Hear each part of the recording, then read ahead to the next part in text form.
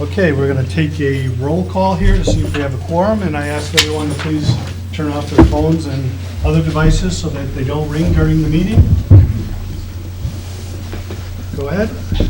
Resta, Mr. Jepson. Here. Dr. King, Mr. Cindy. Here. Mr. Welch. Here. Mr. White. Here.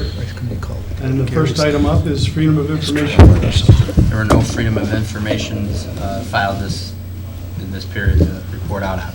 Okay, the next section will be visitor statements. The Board of Education welcomes and encourages the participation of its citizens in the business of the school district. There are 2 points in the meeting where visitor statements are scheduled. Citizens are welcome to raise questions or make comments at either one. Comments will be limited to 3 minutes per individual and cannot be combined. Please note the Board of Education will not answer questions or engage in dialogue during visitors' comments. If a person would like additional time to address the board, such a request should be submitted in writing 48 hours before the meeting to the superintendent. In addition, the Board of Education is interested in receiving suggestions and concerns from members of the community. Any individual may make a suggestion or express a concern at the district or school office.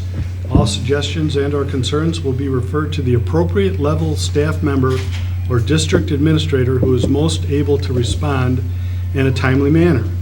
Each concern or suggestion shall be considered on its merits.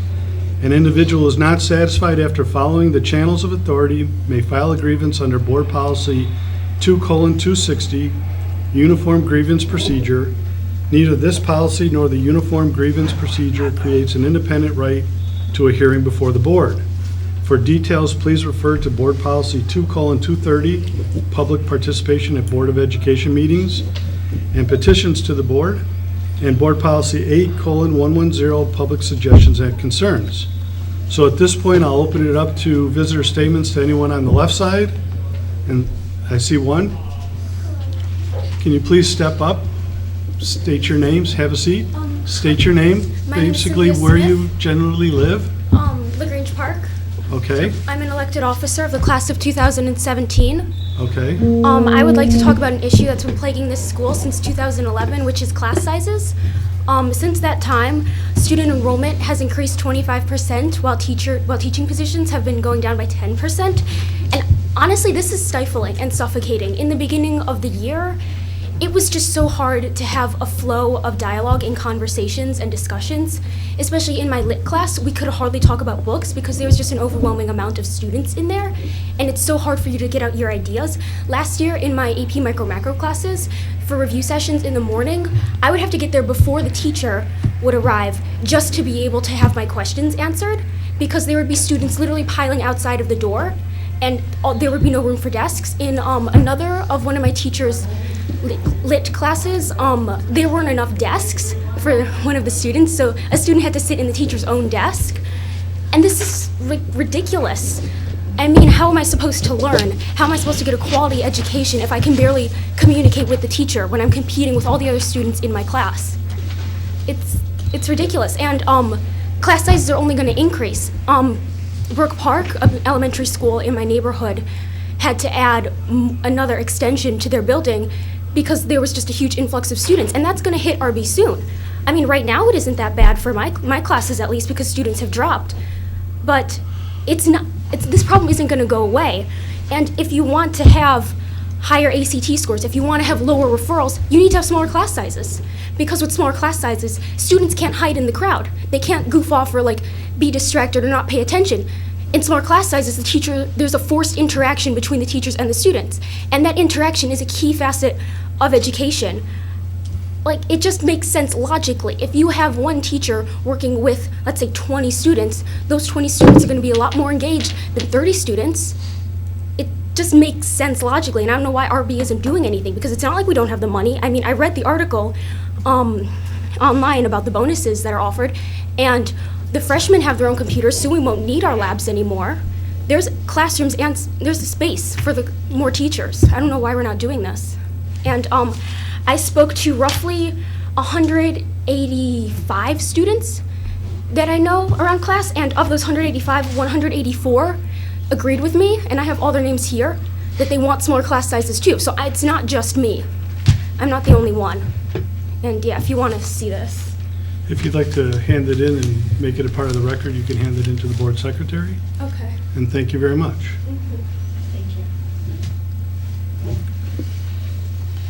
you. Okay, then we'll open it up to this side of the floor. If anyone would like to come up, basically state your name, in general, where you live, and we'll try to give you a 30-second warning if you're going to go that long. Okay.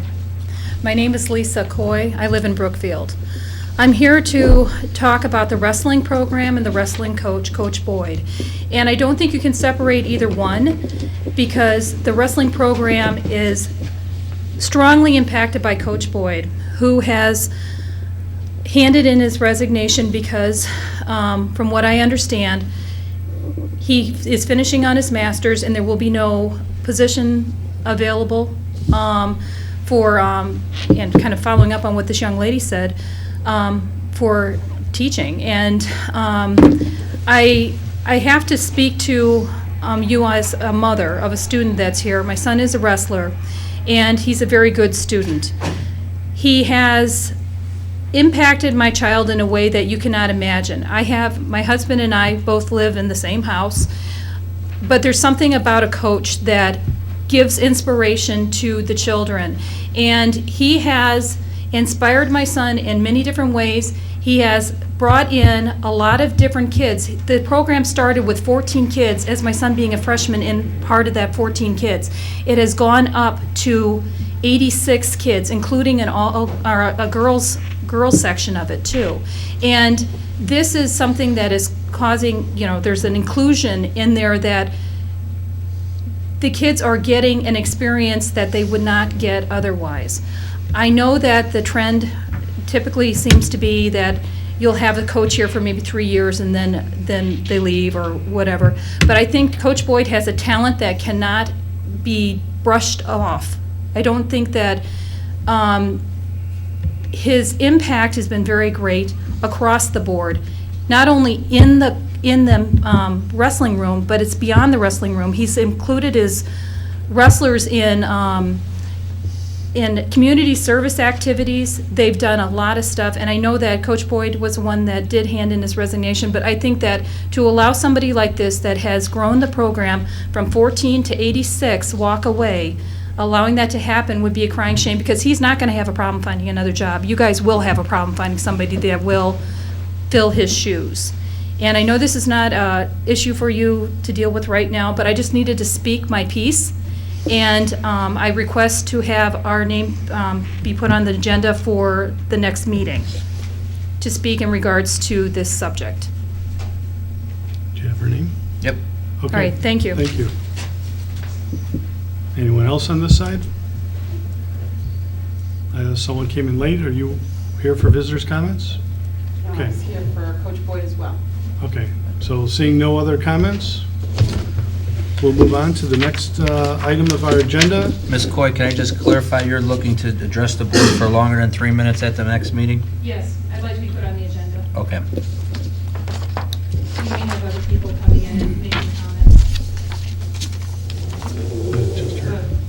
Need a subsection for that, I don't know.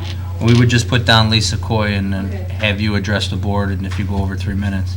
If there's other people coming to speak on this, then they would just go through visitor comments Okay, like I see. normal.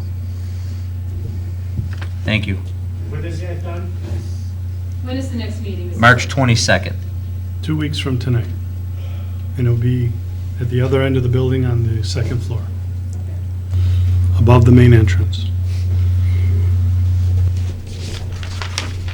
Okay, the next item is any additional items, discussion items that the board would like to ask at this point to be added to later in the meeting.